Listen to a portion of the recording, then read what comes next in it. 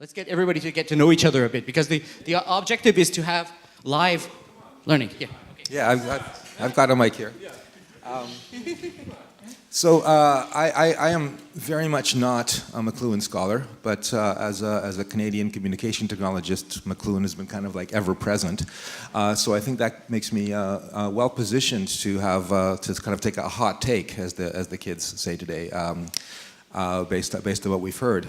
So two kind of things. First, the medium is the message kind of distinction. I think that it's actually really hard to find an area, because even the example that Florian gave of the food and the plate can still be taken in that regard, as if cooking for plate is different than cooking for hand, for instance, as anybody that's had a kapsalon versus a doner kebab can understand. So even there, the medium by which the food is delivered and consumed still affects how the chef conceives of the food, because it has to be served in that way. And the second part is, and this is more the hot take part, is from a lot of what we've heard, can McLuhan be actually categorized as a reactionary, as somebody that was anti-socialist? We've heard some from Cavell, right? Some of the kind of anti-capitalist takes from McLuhan, but of course there is a native anti-capitalism within Catholicism, following people like Chesterton, Hilaire, Belloc, kind of distributivism, right? Which is anti-socialist, which believes in very small capitals. Like it's sort of petty bourgeois socialism with the Catholic Church as the kind of leading light. And so if you completely remove the message from the medium, if you say that talking on radio, it doesn't matter what you say, only radio matters, that also depoliticizes it in a sense, and means that why are you even bothering talking about what you're saying if the radio is so important? So while we are cooking for the plate in a certain sense, what you put on the plate is also kind of important. As anybody that's a vegetarian might tell you, that they're quite concerned with what's on the plate, even if the plate itself, of course, determines the kind of the context and form of the meal being served. So is McLuhan actually an anti-socialist reactionary? Yeah, I think that's really what's up for debate here. There is a leftist McLuhan. Let's not completely deny this element of the maybe social critique. And I would agree with Dmytri. You have to go into Catholicism to understand that there is a social critique there, even in the 40s and 50s. So, but for today's, saturated media environment, it's very important to understand the political environment in which we work, and you as artists work today. And yes, there we have to say there is, and Florian was right, I mean, there is something like a conservative materialism. And this would seem rather surprising to us, because how is that possible? These are two things we are usually not bringing together. Isn't it a nihilism? Isn't it just a sort of cynical view? No, in McLuhan, I would never associate with cynicism. Never. A very sincere scholar, slightly surprised by its own, success, and as Florian already emphasized, very much a literary scholar, overwhelmed because of the move he made. So it was rather the world that was changing, and not so much McLuhan himself. So he was not really so much. He made an interesting connection, and that's what pulled off a lot and draw also a lot of attention to him. By the way, I have to say primarily by the New York ad agencies and creative directors at the time, who were the best McLuhan promoters. And if you look at it in the late 60s, he also collaborated with them. Not so much, as Florian already said, an academic, which had severe implications for the reception later on. But to come back to the time now, because we have to discuss about not the historical McLuhan, but the McLuhan of 2017, and that's important. And there, yeah, we have to see that there is, you know, a need for a political economy of the current infrastructure, and at the same time, all the big giants are in a frantic mood to stop us from understanding that infrastructure. So even if we want to be materialist today, and a lot of people want to, there's a lot of forces at work to not understand, and that's what your work, I think, is about, to not understand the social media.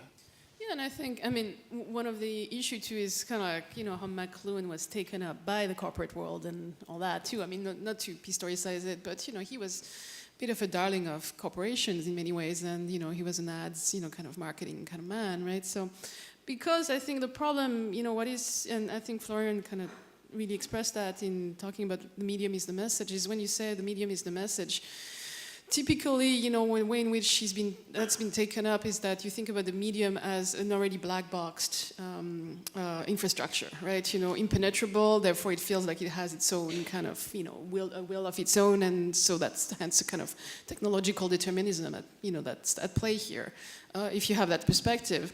And I think, you know, one of the limits of McLuhan and the Toronto School of Communication in general, and they've all acknowledged that, talking about biases of communication and so on, is that they're looking only at dominant technologies. Technologies that are so overwhelming, like that's the metaphor of the fish in water. If you're a fish in water, you're not going to notice you're in water, kind of thing. So that's one of the big problem of, you know, how to kind of develop a critical stance, you know, based on this notion of the medium as the message, is also how do we find a way out of dominant technologies.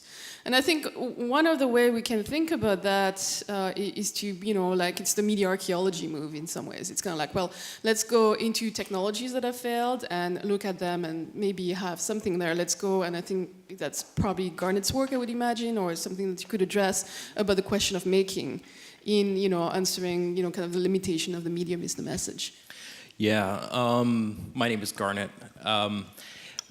I think that, I mean, I take the medium as a message to be, or the most useful thing that I take out of that is the sort of call to arms, as it were, for artists to use tools and to redevelop their tools in order to act like a antenna or distant early warning signal into potential dangers of the future. So really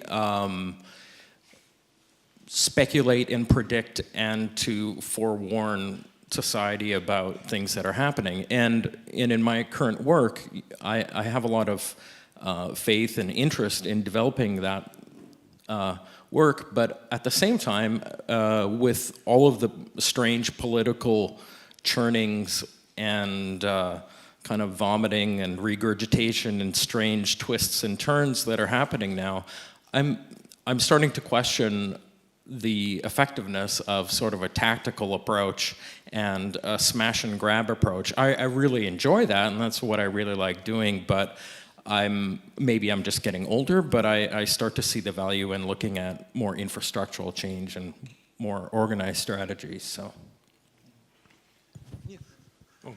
Maybe also to give some credit to McLuhan after having collectively criticized him,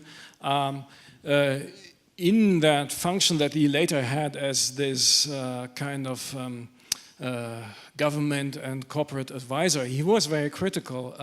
I found a letter that he wrote to Prince Bernhard of the Netherlands in 1969, because Prince Bernhard had invited him to the Bilderberg conferences. Yes, and after he had the Bilderberg conferences, the famous Bilderberg conferences, McLuhan was part of that.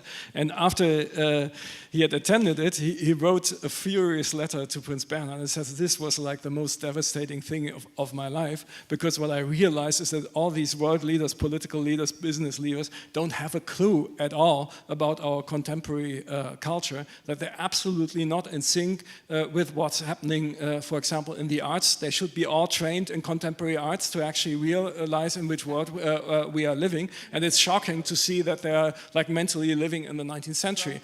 Yes, and I think this is the greatest, one of the greatest assets and achievements and values of McLuhan, that he was was really sharp and in sync with contemporary culture, and also not, positively said, he was really not afraid of getting his hands dirty in every sense, because he can also, let's say, if I compare it, for example, to the Frankfurt School, well, maybe it was critically more sophisticated, but it also stayed on very safe grounds of never, never engaging with a kind of dirty matter of the arts, of the businesses, etc. Maybe that ties in with your talk and also with the introduction of Baruch, who started with the idea of the crisis of the institutions, and you ended with money and also, let's say, the precarious position of the arts. So there seems to be a sort of a perverse cybernetic loop in McLuhan, being on the one hand a sort of a scholar that really has this ideal for rationality and good studying. He went to England to do his study, saw, let's say, also the prestige in that. But on the other hand, as a scholar, he was more of a critic or someone who was vouching for public appeal in what he said. So there is this cleavage, and that ties in with the notion of what he did as a scholar, in the sense that what you called the breaking down of the categories, that he wanted to reinvent doing critical thinking in a way that it could be conceived by an audience or by public at large. But in doing that, he applied, let's say, the slogan, the medium is the message, onto theory itself. So, and that is what I think is pointing to the problematics of unrepresentability, or at least the problem of presentation. What is there to represent? And I think if you have a look at the problematics in art, then it's the same. What is it that we have to represent? I guess I would agree with the characterization of McLuhan as a reactionary or right-wing thinker. I'm a literary scholar, at least part of the time, and I think of his connection primarily to literary modernism. I think of him as a modernist, and his project as connected in many ways to the project of, say, Ezra Pound, who had a vision of modernist practice as educating the masses and transforming society so that everybody would know their place, as it were. But I do think that there's something really interesting in McLuhan that shares a sort of affinity with Marxist critique, and particularly this idea of the medium as the message. I think it puts emphasis on social relations primarily, and that's, I think, an incredibly important part of Marxist attention to the economy and to technology, is to point out the ways in which these objects that we take for granted have embedded within them a set of social relations. And that's part of my approach to technology, is to ask us to look at the machine and think about the sort of relations between people that it presupposes, and that it may not be able to function without. And so that's, I think that's where we can, use McLuhan for left-wing purposes. Yeah, I would like, if you want to really go for something like a really tough confrontation today, let's say, take Eugene Morozov's, his analysis of the platform capitalism as a techno-solutionism, and then confront that with the McLuhan legacy. And there you see that we are in that loop, because, both of these things are still within the materialist framework. Much in the way as maybe 10 or 20 years ago, we would confront Hitler and his thesis on media and war, the materiality of it, with McLuhan. These days, I would say, it is that Morozov challenge which is out there, which in a funny way, critiques but doesn't really overcome McLuhan. And that's why this setup here is so great, because we are still, living in the McLuhan age. And I think this round also emphasizes Can you this. elaborate a little bit on that, on how it does not overcome McLuhan? Okay, because both, let's say, Morozov in his critique, and especially lately, he is really moving away from a moralistic point of view, he says, to a tough political economy of the Googles, Facebooks, Ubers, Airbnbs, and so on, right? So this is his project to get a deeper understanding of what others call platform capitalism. This is really, let's say, a new materialist reading. It doesn't look at Facebook like, oh, it's fake news, or now I finally have my place where I can post my selfie. No, we move on and really look at the deep structures of ownership, revenue, and so on, right? Okay, and then there's the McLuhan take, which says we should precisely do that. We cannot afford just to look at some kind of critical analysis of the TV program, the painting, and so on and so on. What maybe in the 70s was called ideology criticism, or later on it became, of course, identity politics, like an endless deconstruction of the sign, of the image that we are confronted with, and to say, no, we should not go in that direction. We have to understand the medium itself. And that's what you just said. These days, the medium is the tool. And if we look at artists, they have to go to the core of the medium itself, which is the tool. For many artists, yes. Not all, but the sort of the nerdy types that I like hanging out with, for sure. Yeah. That's true. Yeah. So maybe there is a shift, maybe even in art education, when it comes to these two ways of reading one's work, reading the environment. The art environment, the gallery system, the museums, but also the social media as a platform. So the internet and the new media themselves as a way to produce, understand, and exhibit works beyond the white cube.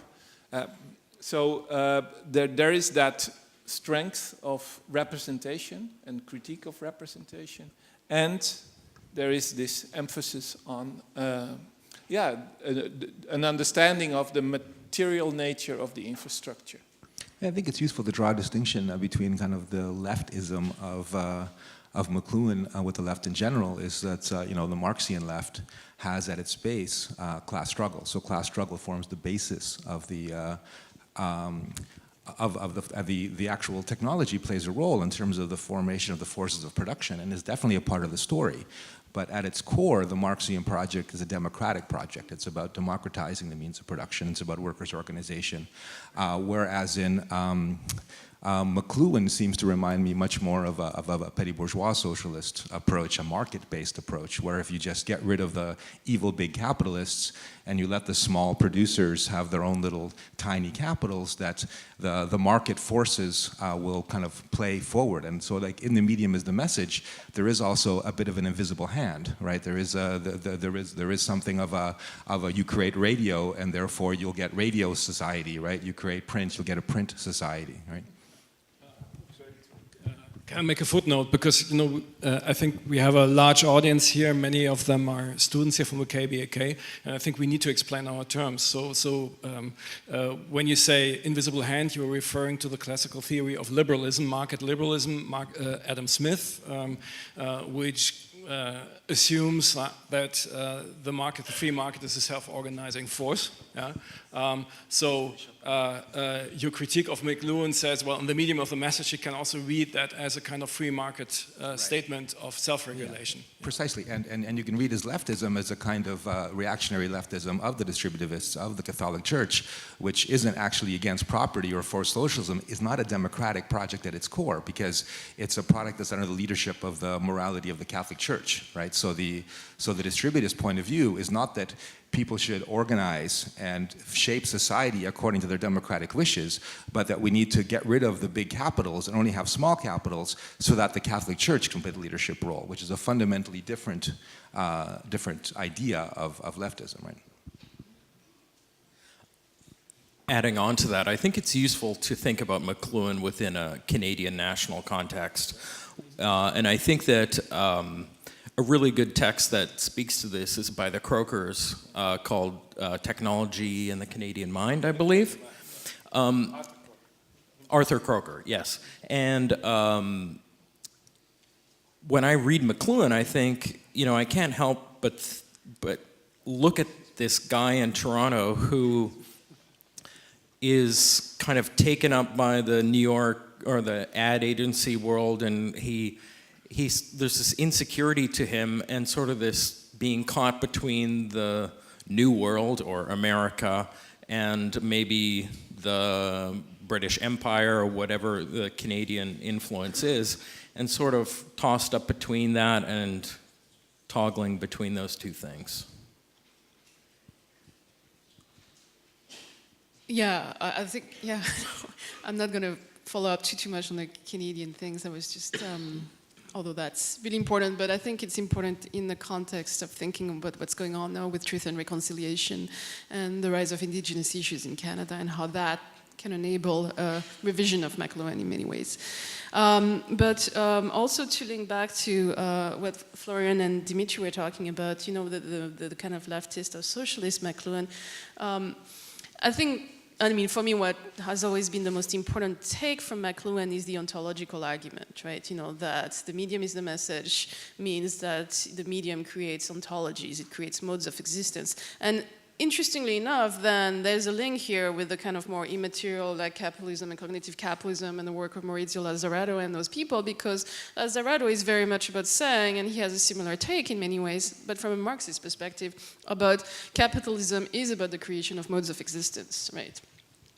So it's an ontological project, primarily. So here there's an interesting link, right, that really can be that we can look at further. And I think Geert, what the work you're doing is very much, or like the work that's happening through the Institute of Network Culture talks very much about that, or a lot of people have talked about those kind of links, or that articulation. Anyway. Can I just quickly intervene and see if we can move this a little bit towards the audience? Sure. I would like That's to your know. feeling? I would like to know from you guys. Maybe Garnet can answer this.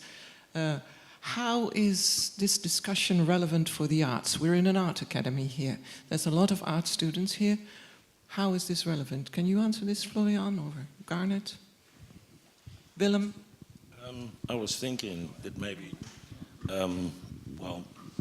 implicitly my remark about the problem of presentation, or the fact of unrepresentability, that might be a point to connect to, let's say, the practice of the arts, because it applies also to doing theory. What type of theory are we doing here, for instance? So in what is the content of that, or what is the meaning of that? But yet we have a medium, so the same applies. To get over that is to see it in a processual way, as a process of an interactive process. That so that is already one step that is, I think, relevant for the arts. That it is beyond, let's say, aesthetic image or an static representation, but that talking about representations have to be seen in a processual and relational context. So that would be, from me at least, a starting point to talk on that. Talking to the art and design students here of the KWK. So you're all sitting here and asking yourself, well, what the hell can I do with McLuhan while I'm sitting here? How is this relevant for my practice? Then I have some proposals, some offers to make to you. Well, the first one is, let's say, you get a kind of dangerous proposal here, an uncanny proposal, and because if it says the medium is the message, or let's say the system trumps content, would be another way of translating that thing. It means, for example, if you're a fine artist, it would mean the white cube overrules your work. Whatever you do in a white cube, the medium of your work will be the white cube. And there have been many artists, well, institutional critique is one example, performance art, what have you, who actually started their practice from rethinking the system in which they were working. So this is the one important thing. And that also goes for you if you're a graphic designer. Yeah? So if you say, for example, I'm a book designer, well, then again, the uncanny message from McLuhan is the book will always trump what you're designing for the book. The book itself is such a strong form that it determines what you can create. That's the one thing. Let's say that's the negative side, and now we come to the positive side. The positive side, let's say the joyous message that McLuhan has for you is McLuhan considered, and this is also what we discussed, artists to be the seismographs of culture. So for him, it's not that, for example, philosophy or critical theory leads and artists follow, but it's just the other way around.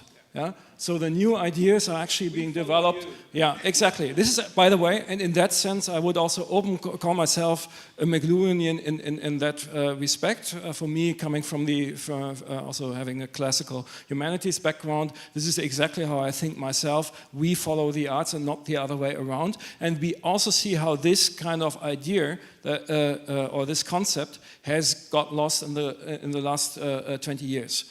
Why? Let's say, in the very laudable and the very good approaches to bring more critical theory, more critical thinking into the arts and into design, there's also, let's say, a dark side, namely that you get theorists who preach and artists and designers who follow. And if you take McLuhan, it must be exactly the other way around.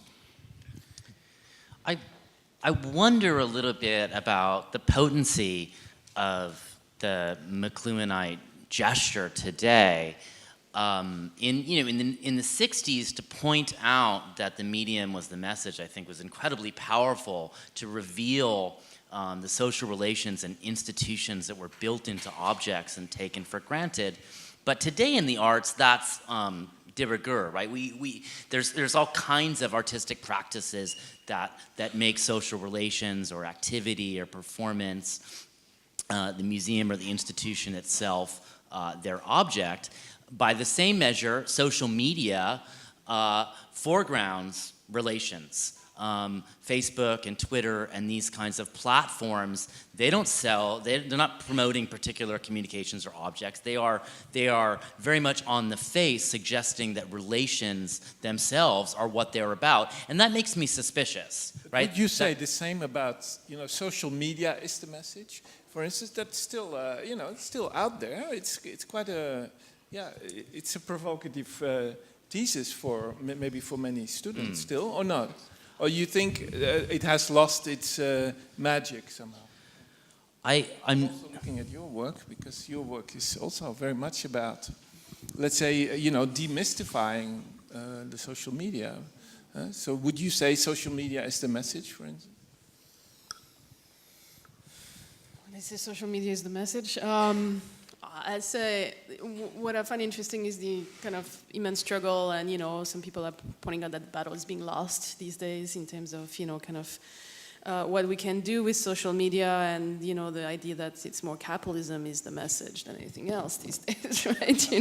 I mean, it's kind of like the point. I mean, that's what I find doing work on social media depressing, because you always go back to this kind of conflation of media and capitalism, and that's what it is, and that's the ontology that it creates, right? A certain individuality, a certain way, like social relations that are more about connectivity than actual social relations, the kind of like, flattening or unfolding of everything into a capitalist logic, which is, is the dominant paradigm these days. But so that's, and we can go further than that, is like if capitalism is the message and we're living at, the kind of age of, you want to call it the Anthropocene, the Capitalocene, the Thulocene, whatever it is, but the kind of like heightening of the destructive contradictions of capitalism, this is what we have to deal with, right? Whether we're artists or scholars or, anything else. So,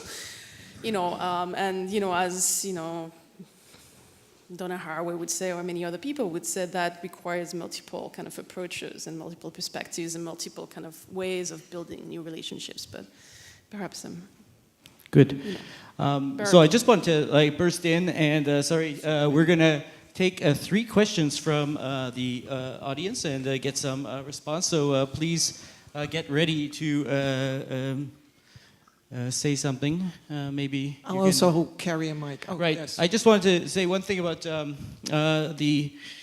one aspect of McLuhan, which I think is really useful, and I guess we've been touching on it. I don't know if it's enough to resume it like this, but that the languages of science, linear languages, and we dealt with it at the Flusser Symposium, but like the rational languages of science that are running inside the environment, running inside the apparatus, they are they're fine for science. They don't do so well for society, for how we manage, for politics too. It's just we're just not that purely rational, and that there's a epistemic rift between what's going on in the equipment. Also, if we think about electronic equipment, electrons are subatomic particles. We don't have any epistemic relation to them naturally. We can't see them, we can't smell them, we can't taste them. Maybe we can sense them with our 6th sense. And that's what we, as artists, also need to kind of try to bridge this epistemic rift between the principles underlying our technology and how we communicate in the macro society, in the human scale, to use an old term. Who has the mic? Yeah, who has a question? More important. There. Great. I just want to follow on what you said, that McLuhan is an art person, because I think he actually is, because he has that concept of anti-environment. So when you talk about environments being like the fish in the bowl, you never see your environment. But what he positioned artists as being those people that creates anti-environments, which is relating a little bit to what Garnet is trying to do, like revealing a little bit the water in which we're swimming in. And I can understand this is an old idea, like the institutional critique, and it's getting old. I agree with that. So my question would be to Garnet, when you say I've been creating tools to jam things, being tactical, and I'm getting a bit fed up with that. What do you think that kind of future of creating anti-environments could be? Is it still in the anti, or maybe it's just in the environment? Or Okay, anybody else want to ask?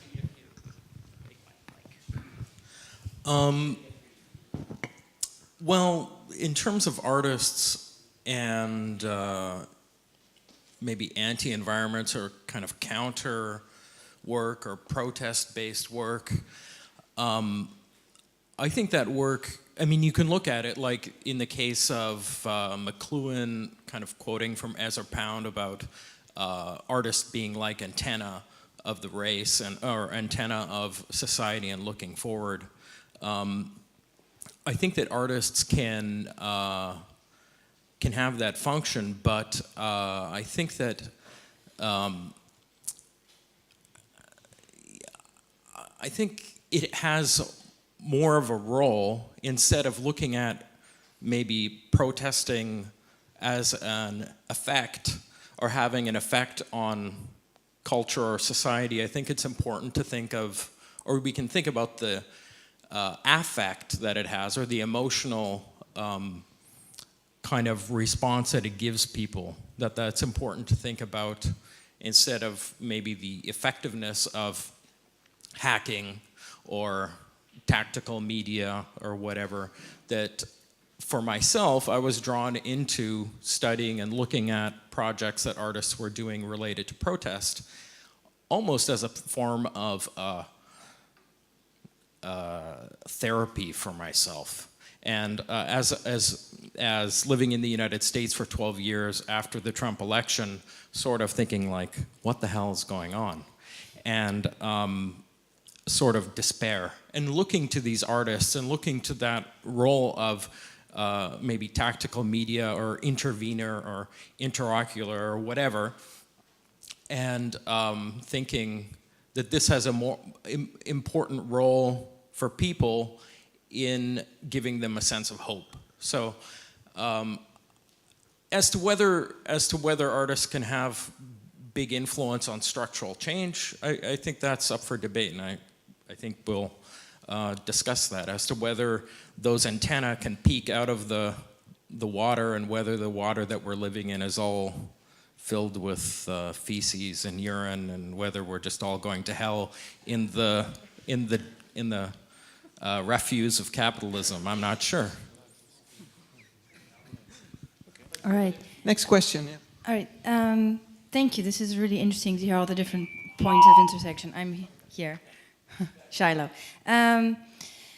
In the introduction, Florian, you sketched this trajectory, sort of starting with cybernetics, moving to McLuhan, and then picking up sort of a momentum that continues in actor network theory and this new materialism.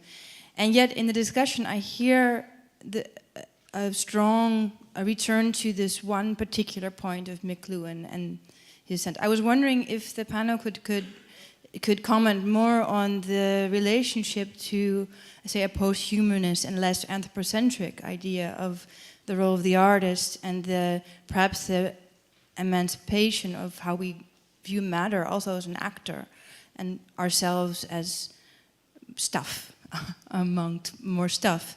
And related to this is the very idea of the dynamics of networks as becoming actors on a larger scale and on a much smaller scale than our human level. And this perhaps is where McLuhan does come in, as emphasizing scale and mediality as a prosthetic, which is of course deeply anthropocentric. So how do we get beyond this trap and sort of update McLuhan to our current sort of theoretical and political configuration? Okay. One more question, and then we'll respond to both questions. That was a great question, by the way. And we probably won't be able to do it justice before lunch, but hopefully we'll. Hope you can remember both. A very different question. I was just wondering, McLuhan seems to be quite descriptive, like it's sort of a Darwinistic principle going on. I don't know, it's like observing the flux of technology, like even Kevin Kelly would do, in a way, sort of describing this machine. So you would wonder if it was the time, because I was thinking of platform economy, I usually was thinking in terms like simulation economies, because everything is software based now, that it's so lightweight to sort of set up a new technology. So as we see, of course, coming from Silicon Valley, this fast-paced disruption, which so the message of the media is like inserted into society and has this massive impact. It's not something he couldn't, of course, envision, but is that sort of related, or did he already envision stuff like this, or is it a different topic altogether? Okay. Two big questions. Yeah. Okay. Yeah, I want to respond to the first one by Shiloh. I think that's also, it was a little bit my rhetorical attempt in my presentation to position McLuhan as a transition figure. As a transition figure from, let's say, a really traditional humanism that is completely anthropocentric, to then the medium, the message, which already puts a huge question mark behind traditional humanist agency, towards a much more radical proposition such as post-humanism. And to McLuhan's rescue, let's say, but maybe it's not a rescue because this way I'm historicizing him, we really have to see that he was following his own recipe of considering the arts his source.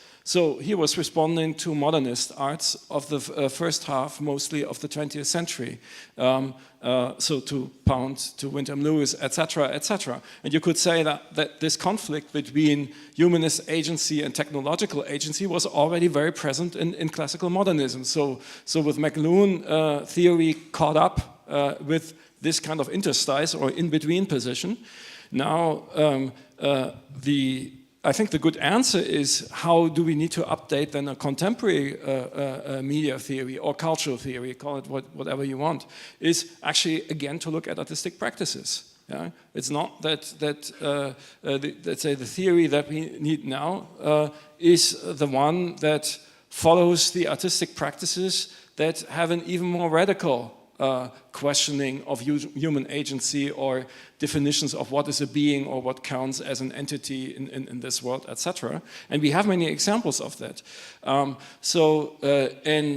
then this leads me to my final rescue attempt for saving McLuhan by historicizing him. What he then pioneered is trying to forge something like a new discourse or a new theory that actually does away with the difference of practice and theory. And that itself is a kind of, you could say, a proto-post-humanist attempt. So, for example, that what we now call, particularly here at the school, artistic research. We have an artistic research master here around the corner, and we have several professorships for artistic research here at the school. This is actually, I think, that McLuhan pioneered in practice with Counterblast, with The Medium is the Massage, the other book with Quentin Fiore, made in collaboration with a graphic designer. And this can be radicalized. This can be taken to a next step. And maybe the next step is to say we completely do away with this differentiation of theorists and artistic practitioners, and that's actually exactly what we want to do with the critical making project here. Does anybody get a response? Okay, great. Thank you. So about the Darwinistic perspective, I think, I mean, you know, you're pointing out, and again, we're like always attacking McLuhan and rescuing him, but you know, one of the limits of McLuhan and of the Toronto School of Communication is their tendency, or like the perception of the way they've been understood as really falling into a linear historicity, right? So you said oral society and the alphabet and writing and the printing press and analog and digital and so on and so forth, right? And when you look a little bit closer, perhaps not so much at McLuhan, but who he said was, you know, who he said, you know, he was following, which is Harold Innis, which is not as much of a fun read as McLuhan because Innis was an economist. But there's the perception of Harold Innis, who was one of the first to come with oral society and written societies and so on and so forth. But when you look at his text, actually what he was looking at was the way in which different technologies of communication entered in contact with each other, and historically what has the kind of multiple effects that it provoked. And when you read in his text, it goes all over the place because he will say, well, paper did this, or papyrus did this in Egypt, but it did that in Anatolia, but it did this somewhere else. And it's all about in a relationality, right? And it's all about this relationality, which I think we need to remember, right? That there is this relationality among technologies and among existing technologies. So the question is, you know, again, one of environment, and you know, if you introduce new technologies in an existing socio-economic technical context, what is going to be the kind of impact, right? And so that is the way out of, you know, the kind of the way in which, you know, the Toronto School's work has been kind of, you know, presented as just linear kind of historicism. Yeah. Great. Well, we have to break it off there for lunch break. Thank you very much. Yes, applause is due to all the panelists and Florian. Thank you to everybody here.